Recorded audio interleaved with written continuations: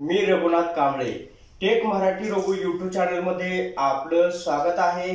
राज्यातील शेतकऱ्यांना आता दिलासा देणारी अपडेट आहे।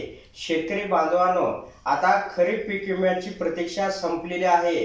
खरीप पीक विमा 2024 चा राज्य शासनाकडून तब्बल 2197 कोटी रुपये मंजूर करण्यात आलेले आहे आणि ही मंजूर केलेली रक्कम येत्या 2 दिवसांमध्ये पहिला हप्ता विमा कंपन्यांच्या कोट्यामध्ये जमा करण्यात येणार आहे आणि तेथूनच पात्र शेतकऱ्यांच्या खात्यावरती पीक विम्याची रक्कम म्हणजे पहिला हप्ता जमा होणार आहे। शेतकरी बांधवांनो, नैसर्गिक आपत्ती किंवा अनुकूल परिस्थितीमुळे शेती पिकाचं मोठ्या प्रमाणामध्ये नुकसान होतं, त्यातच आपल्याला साथ देतो तो पीक विमा। आता पीक विम्याची प्रतीक्षा ही संपलेली आहे। लवकरच येत्या आठवड्यामध्ये म्हणजे 31 मार्च पूर्वी रक्कम जी आहे शेतकऱ्यांच्या खात्यावरती वर्ग होणार असल्याची माहिती कृषी मंत्री माणिकराव कोकाटे यांनी दिलेली आहे।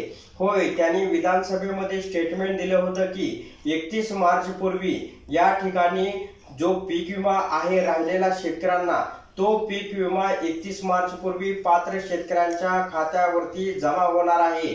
तब्बल या ठिकाणी राज्यातील 54,43,000 शेतकरी या पीक विमा योजनेसाठी पात्र आहेत आणि त्यांच्याच खात्यावरती आता खरीप पीक विम्याची सर्व रक्कम या ठिकाणी जमा होणार आहे। याच्यामुळे आता राज्यातील शेतकऱ्यांना या ठिकाणी मोठा दिलासा मिळणार आहे। तर राज्यातील 22 जिल्ह्यातील शेतकऱ्यांना या ठिकाणी ही पीक विम्याची नुकसान भरपाई दिली जाणार आहे आणि हा जो पीक विमा आहे खरीप 2024 चा पीक विमा शेतकऱ्यांना दिला जाणार आहे। आता शेतकरी बांधवांनो, तुम्ही या पीक विम्यासाठी पात्र आहात किंवा नाही हे पाहण्यासाठी तुम्हाला PMFBY म्हणजे पीक विमा कंपनीच्या अधिकृत वेबसाईट वरती जायचे।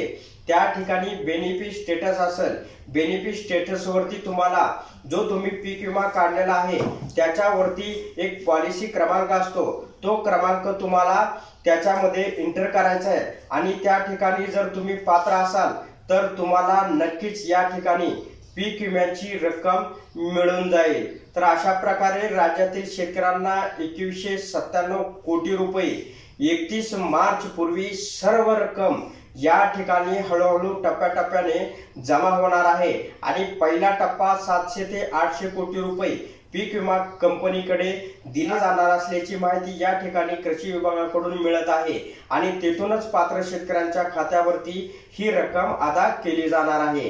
तर अशा प्रकारे राज्यातील शेतकऱ्यांसाठी ही एक पीक विम्या संदर्भातील एक छोटीशी अपडेट होती। अशा प्रकारच्या महत्त्वपूर्ण अपडेट जाणून घेण्यासाठी आताच आपल्या टेक मराठी रघु यूट्यूब चॅनलला जास्तीत जास्त शेअर व सबस्क्राइब करा।